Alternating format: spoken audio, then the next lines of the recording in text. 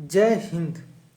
हमारे एक साथी हैं जो युवा की तरह सोचते हैं और युवाओं को मोटिवेट करने का बड़ा ही उनका अच्छा विचार रहता है और चाहते हैं कि अगर युवा जो है खड़ा रहे, अगर युवा चाह दे तो अपने देश को लगभग एक सालों में ऊंचाइयों तक पहुंचा सकता है। तो उनका इस चीज़ को पढ़ करके उन्होंने अपनी बात इस 2 लाइनों में कहा है। और क्या कहा है कि मेरा युवा भारत से, क्योंकि मोदी सरकार ने और इन्होंने मन की बात जब की थी तो वहाँ पे मेरा युवा भारत नाम से एक पोर्टल तैयार किया है और इस प्लेटफार्म पर कई सारी बातों को रखने का बताया है। और युवा जो भारत है, युवा जो लोग हैं, उनको किस तरीके से काम करना है, इस पर उन्हें मोटिवेट किया जाएगा, उन्हें संगठित किया जाएगा। और युवा को भारत में जो किस तरीके से इन्हें ट्रेंड करके उपयोग करना है और इनके उपयोग से भारत को समृद्धि और भारत को विश्व पटल पर ऊपर लाना है, इस पर बात की जाएगी, इस प्लेटफार्म पर की जाएगी। तो मेरा युवा भारत एक प्लेटफार्म है, एक जो है पोर्टल बनाया गया है।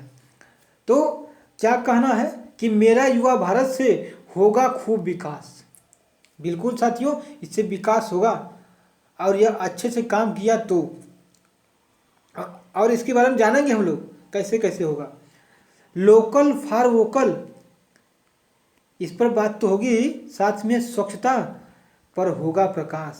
मेरा युवा भारत से होगा खूब विकास और लोकल फॉर वोकल, स्वच्छता पर होगा प्रकाश।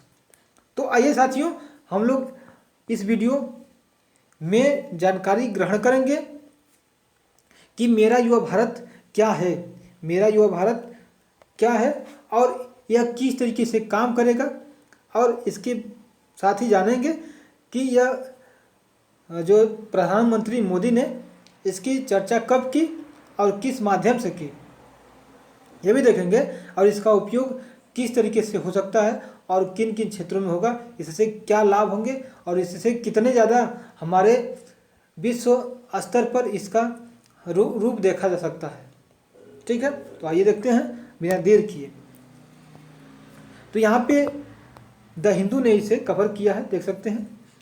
यहाँ पे बताया है कि नेशनल वाइड प्लेटफॉर्म है, पूरे नेशनल में, पूरे भारत भर में यह प्लेटफॉर्म रहेगा।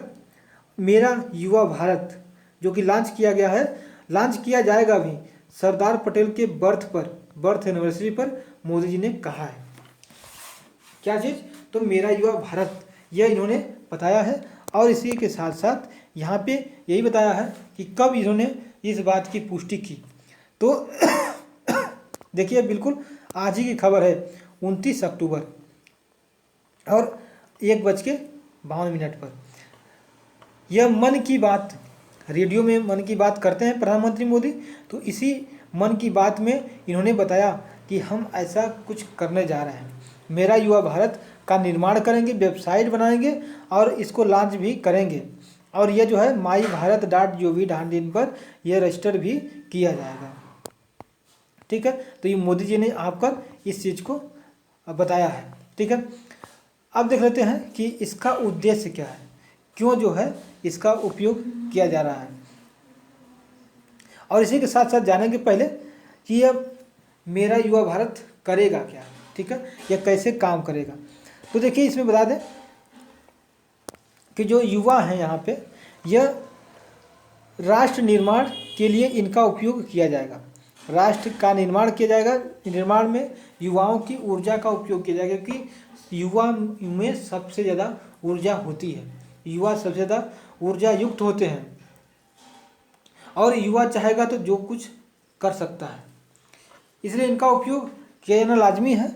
और अमृत काल के दौरान कर्तव्य बोध और सेवा बोध के माध्यम से युवाओं के नेतृत्व वाले विकास को प्राप्त करने में मदद मिलेगी। कैसे मिलेगी? बात तो बड़ी ऊंची की गई है, लेकिन कैसे की जाएगी?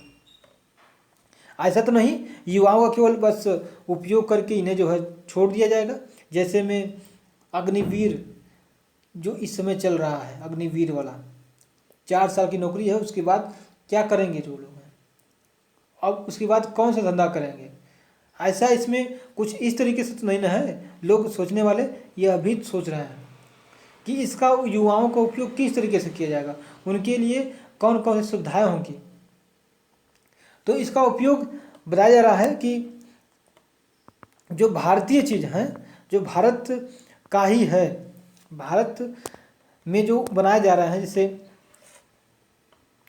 जो कुटीर उद्योग सुने होंगे आप।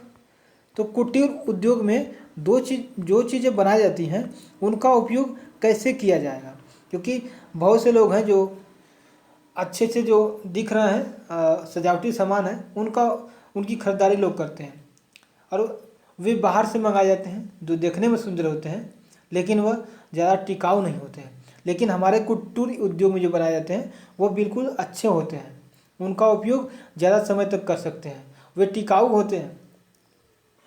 तो युवा भारत जो युवा होगा इन चीज़ों को फोकस करेगा, इस पर बात करेगा और लोकल फॉर वोकल पर भी यह अपनी जिम्मेदारियों को समझेगा और लोगों के बीच जो हमारे भाई और बहन हैं उनको इसके बारे में समझाएगा कि इन्हें जो है भारतीय जो चीज़ है, जो भारत में बनाया जा रहा है, कुटीर उद्योग में बनाया जा रहा है, उसका उपयोग ज़्यादा से ज़्यादा करें। जो विदेशी चीज़ है उनका उपयोग कम से कम उसका करें। इस तरीके से लोकल फॉर वोकल का बढ़ावा दिया जाएगा। साथ में स्वच्छता पर भी उपयोग किया जाएगा। स्वच्छता जन जन के लोगों में ले जा करके उस पर बात की जाएगी। पर्यावरण को कैसे बचाया जाए इस पर भी बात युवा करेगा, युवा जाके लोगों को समझाएगा। और साथ में कई जो क्षेत्र हैं उसमें भी हमें यह देखने को मिलेगा। जैसे यहाँ पे देख सकते हैं, यहाँ पे क्या क्या चीज़ दिया गया है। देखिए यहाँ पे बताया गया है कि जो ओवर रीचिंग है enabling mechanism power by the technology. Youth में जो टेक्नोलॉजी डेवलपमेंट करने की क्षमता होती है ज़्यादा होती है और युवा को इसको करने के लिए मोटिवेट किया जाएगा। और यहाँ पे नेशन यानी विश्व निर्माण में इनका उपयोग, यूथ एनर्जी का उपयोग किया जाएगा और यह गवर्नमेंट और सिटीजन के बीच में एक कड़ी के रूप में काम करेगा। देखते हैं आने वाले दिनों में किस तरीके से कड़ी के रूप में काम करता है। अब तो देखने के बाद ही पता चलेगा जब यह उतरता है पटल पे, यानी ज़मीन पर उतरेगा तब। तो यहाँ पे कुछ बताए गए हैं बात कि यह जो यूथ है वह उसके लीडरशिप में डेवलपमेंट का काम किया जाएगा। कैसे डेवलपमेंट का काम किया जाएगा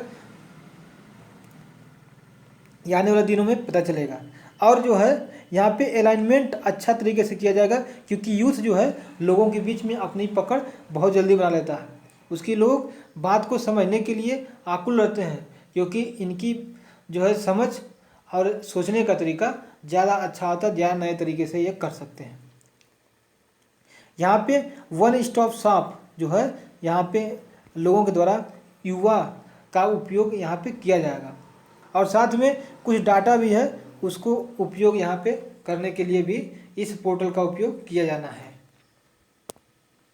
ठीक है, तो हमने ये चीज़ देखा, इनका उपयोग भी देखा किस तरीके से इसका उपयोग किया जाएगा और कई क्षेत्रों में इनका उपयोग किए जाने के लिए यह पोर्टल बनाया जा रहा है।